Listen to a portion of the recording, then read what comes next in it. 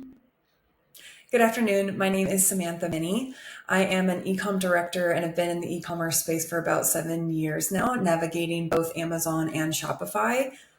I am creating this YouTube channel to help share some of the unique situations I find myself in as a brand owner and small business owner. And my goal is just to share some of the recommendations from my shared experience with you all. That way you can help navigate this ecosystem. I worked with this girl ages ago, and she said the most perfect Amazon metaphor. She said, Amazon's just one big sandbox and we all have our heads in the sand. And sometimes I do find that to be very true. So here's a real life example. This happened to me last Saturday. At 5 a.m., I received an email from Amazon seller support, and the subject line says, right out of the gate, credit card update required to resume Amazon seller account payments. And immediately fear sets in. I'm like, oh no, what happened to my account? Is it an account health issue? I want to be sure that I get paid by Amazon. So what's going on here? And I dig into the email and, again, fear, action required in bold, update the charge method for your Amazon seller account to resume payments. And it says, once your charge method has been updated and verified, payment will be initiated on your next settlement date. I was like, okay, so I got to get this updated. No problem. So I dig into my Amazon account, and what I realize is it's not an account health issue at all. This issue is actually not showing up on my account health. It's coming up from account info. And you can see the large banner here. It says, you currently have limited access to Amazon selling services. Please provide the following information to gain complete access. So I have to update my charge methods for these two marketplaces, Canada and Mexico. However, as you can see, these are inactive marketplaces in my store.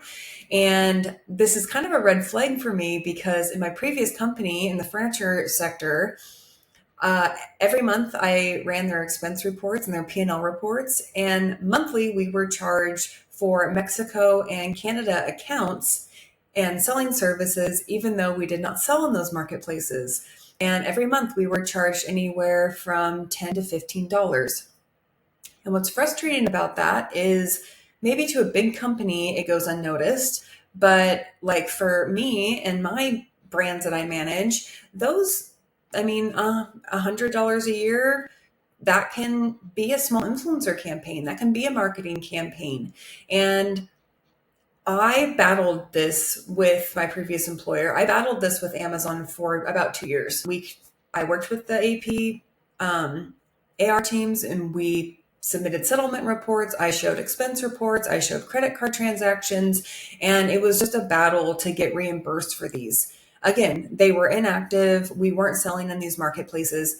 And to give you an idea of why these show up under store status or under your professional selling account, back in 2021, Amazon launched it was mostly a marketing and sales pitch for Amazon. And they lumped all of these marketplaces together when you first enrolled in professional selling services so that you could see that you could expand into these marketplaces when you're ready. From a brand standpoint, it's quite a heavy lift to launch into Canada or Mexico just due to compliance and tax implications, as well as banking details, financials. So, on the brand side, it's a heavy lift, but on Amazon side, it's a cross sell. So just things to keep in mind here. But again, back to the original problem, I need to update my charge methods for Mexico and Canada. And here you can see kind of the outline here is it's not in English. Let's see if I can translate it. Here we go. So they can't collect on my previous card. I don't know where this came from, but I am choosing not to replace my credit card in these marketplaces because I don't want to get charged for selling services in marketplaces that I am not selling in. So just backing up, recap, sometimes we get these urgent messages from Amazon, and sometimes they don't necessarily benefit the brands. They benefit Amazon. This is a quick money grab and a quick, $10 subscription monthly.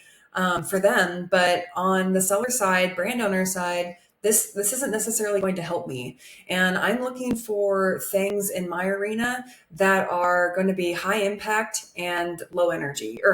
So yeah, this is a big red flag for me. I wanted to share it with you all. My recommendation here is not to update your credit card settings in Amazon's marketplaces for selling services that you are not going to be selling in.